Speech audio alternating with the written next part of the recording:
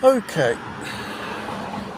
should we ask ourselves whether our investments in certain schemes, pension schemes, um, or on the stock exchange, investments in companies shares, safe from a possible collapse type of economic more even more worse than 1929? It is a legitimate question we should ask. We have seen examples of many big banks all of a sudden they just went bankrupt, following small and medium banks which just totally disappeared off the face of the earth, or been absorbed by the Federal Reserve or the central bank. It started off in America like this Silicon Valley Bank, then other banks which I do not remember, but they were big banks, which in the end they were bailed out, and it's under federal control.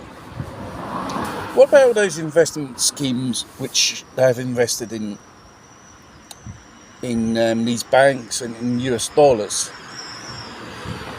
Well, I think in Norway there was a case which one of these banks which bankrupt, and they lost around roughly about $280 million of private pension schemes of Norwegian investors.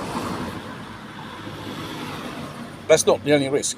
Even your nation, your government can be insolvent. And to pay off their debits, they'll do bail-in. They'll just take your money from your bank account, savings, investments, state pension schemes, private pension schemes, that will disappear. And if I'm not wrong, this happened in Greece in 2015, which was on the edge of bankruptcy.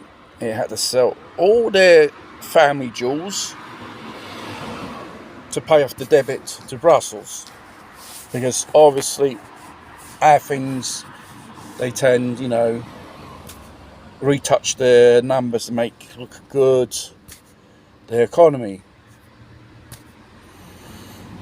Well, this could happen to us. Not because of this, because due to our governments, they continue money printing. It's the only thing they know what they can do to keep their currency and obviously their empire alive. This leads to high inflation and higher interest rates, because we're the ones in the end, whether you've got a loan or a mortgage on a house, you'll be paying higher interest rates. And every 6 months, half a point goes up. In America, in Europe. And there is a risk of people who can't afford to stay behind their payments, whether it's a loan or a mortgage.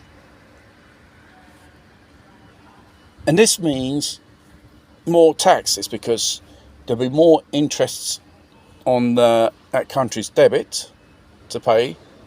They don't pay, they make you pay through high taxes. So there's a double so-called scam in the end. The only thing is, if you have investments, do not invest in dollars, do not invest in government bonds of no type. Only in precious metals which are physically in their form. It's more of a safe haven. Regarding buying property, that goes up and down as a yo-yo. Seeing the gold is always high and property, real estate values are always down in this situation. It's a thing you should take in consideration.